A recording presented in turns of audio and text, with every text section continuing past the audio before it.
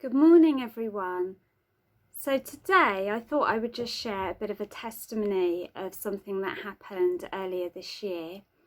For those of you who come to the evening celebration, you know that we were doing the series on Acts, the important actions of Acts. And at the end of January, I did a short talk as part of that on generosity. And in particular, looking at the verses in Acts 2, 42 to 47, about the believers forming a community. And in particular, verses 44 and 45, which say, "And all the believers met together in one place and shared everything they had. They sold their property and possessions and shared the money with those in need." And when I was preparing the talk back in January, I'd felt really prompted to, as part of it in talking about sharing possessions, to offer my car.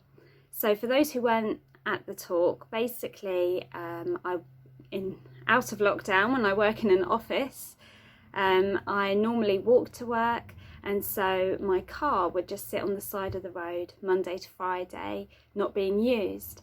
And it always seemed a bit of a waste, in that I didn't need it in the week, and yet there probably were many people for whom use of a car would be really helpful. And so at the end of my talk, I basically made an offer saying, I've got this car which I don't use Monday to Friday, so it seems crazy if there's someone here who would like use of a car, and just to let me know and we could see if we could sort something out. Well, no one responded that evening, which I wasn't entirely surprised about, but amazingly, within a couple of days, Paul Woodman tagged me in a Facebook post of one of his friends, a guy called Neil, who lived in Southampton, who had put on Facebook on Monday how he'd been invited to take part in a miracle play. He's an actor, and he wanted to do it, but to get to rehearsals he needed use of a car, and so had basically put on Facebook, does anybody have a car or know someone who's got a car that I could borrow on a Tuesday? So Paul put me in touch with him, and we chatted about how it could work, and so it seemed like it could work well, so I added him to my insurance, and then asked where he lived so that I could drop him off a set of keys, and obviously he needed to know so he could come and pick the car up. And it turned out he lived just round the corner, so he could walk round from his house to where my car was on the side of the road and just take it on a Tuesday and drop it back. And I was just so encouraged by this on a number of fronts. I think the encouragement that God does speak to us, and so that feeling that I'd had about offering my car, I truly believe was God prompting me, just because of how it all worked out. So I just want to encourage us that, God does speak to us. He wants to speak to us. And sometimes when we just get that feeling, actually having the boldness and the courage to act on it and just seeing where it goes, it's in God's hands. But also just that encouragement of how God cares about our needs and wants to meet them.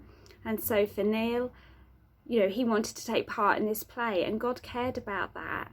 And, while he was thinking about that, God was working behind the scenes, prompting me, so that by the time I got to offering something, it was just at the right moment for when this guy needed use of a car. So I just felt really encouraged by that it showed God cares about the little things as well as the big things, and he wants to meet our needs where we are. So I just wanted to give a little update on that, because I know several people heard me offer it on that Sunday night but don't necessarily know the rest of the story, which I realise now with lockdown the play has been cancelled or postponed, but I still feel it was just such a wonderful example of how God just uses us, if we're willing to offer what we have, in just a marvellous way. So I hope you feel encouraged by that, and I'd encourage you to